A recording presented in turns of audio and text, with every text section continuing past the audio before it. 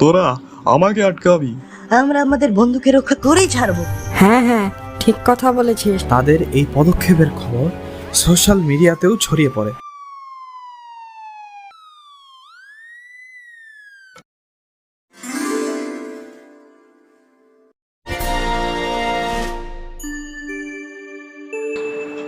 একটি ছোট শহরের এক কোণে দাঁড়িয়েছিল বহু বছরের পুরনো একটি বটগাছ। সবাই তাকে প্রশান্তির বৃক্ষ নামেই ডাকত, কারণ শিশু থেকে বৃদ্ধ, পাখি থেকে পিঁপড়ে সবার জন্য ছিল তার উদার ছায়া। বলা যায় সৃষ্টিকর্তার এক অপূর্ব সৃষ্টির নিদর্শন ছিল এই বৃক্ষ। আশা, খুব গরম লাগছে রে, চল কোথাও একটু বসি। আজ সূর্য যেন একটু বেশি তাপ ছড়াচ্ছে। হ্যাঁ হ্যাঁ, তুই একদম ঠিক বলেছিস রোহান।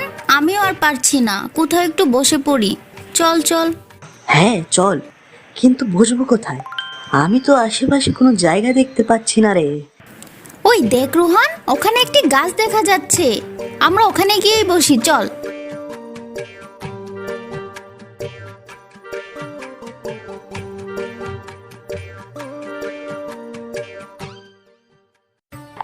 আহ, এতক্ষণে একটু শান্তি পেলাম। এখানে তো এত বড় বট গাছ রয়েছে, আমি তো কখনো খেয়ালই করিনি রে। এখন থেকে প্রতিদিন ছুটির পর আমরা আমাদের আরো বন্ধু নিয়ে এসে এখানে গল্প আর খেলাধুলা করব, কি বলিস? আচ্ছা ঠিক আছে, চল এবার বাসায় যেতে হবে, অনেক দেরি হয়ে গেছে। আমরা সবাইকে নিয়ে কাল আবার আসবো। হ্যাঁ হ্যাঁ, তাই চল। যাওয়ার আগে রোহান এবং আশা গাছটিকে জড়িয়ে ধরে বলল, আজ থেকে তুমি আমাদের বন্ধু। পরদিন স্কুল ছুটির পর তারা তাদের আরো বন্ধু বান্ধব নিয়ে সেখানে হাজির হলো। আরে আসলেই তো গাছটি অনেক বিশাল। দেখ দেখ, কত রকমের পাখি দেখা যাচ্ছে। আহ, এই পাখির কিচিরমিচির শব্দে আর গাছের ছায়ায় প্রাণটা যেন জুড়িয়ে যাচ্ছে রে। হ্যাঁ হ্যাঁ, চল এবার আমরা সবাই খেলা শুরু করি। কানামাছি ভব, যাকে পাবি তাকে ছ। কানামাছি ভব, যাকে পাবি তাকে ছ। এভাবে দিনের পর দিন চলে যায়, আর গাছটির সাথে বাচ্চাদের সম্পর্ক আরো গভীর হতে থাকে।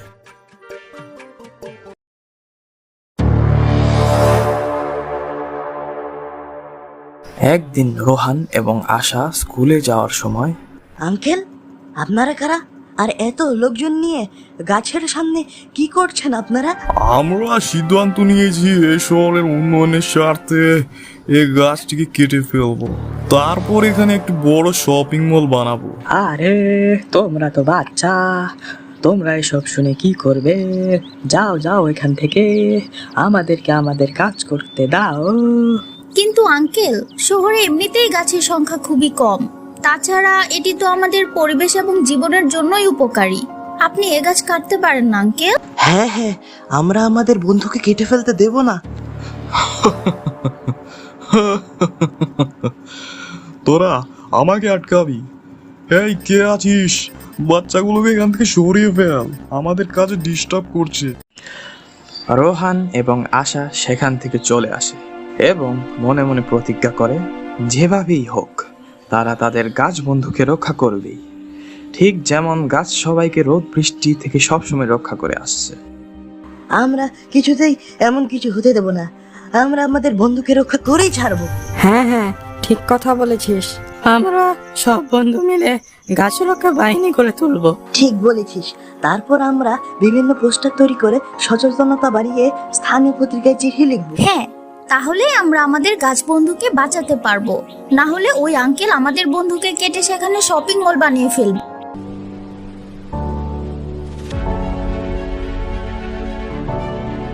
তারপর যেই কথা সেই কাজ। তাদের এই পদক্ষেপের খবর সোশ্যাল মিডিয়াতেও ছড়িয়ে পড়ে।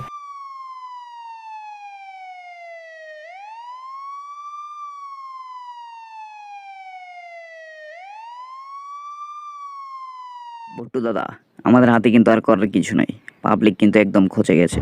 আপনি আপনার প্রকল্পটি শহর থেকে অন্য স্থানে নিয়ে যান, নয়তো আমাদের হাতে কিন্তু আর করার কিছু থাকবে না। শেষমেশ দেখা যায় প্রশাসনও বিকল্প পথ খুঁজে নেয়। গাছটি থেকে একটু দূরে প্রকল্পটি করা হয়। তারপর রোহান ও তার সব বন্ধুরা গাছটিকে জড়িয়ে ধরে। আমরা আমাদের বন্ধুকে রক্ষা করতে পেরেছি, তোমার আর কোনো ভয় নেই বন্ধু। হ্যাঁ, এখন তোমার আর কোনো ভয় নেই, আর কেউ তোমার কোনো ক্ষতি করতে পারবে না। তারপর বাচ্চারা তাদের গাছ বন্ধুর ছায়াতলে আবার খেলাধুলা শুরু করে।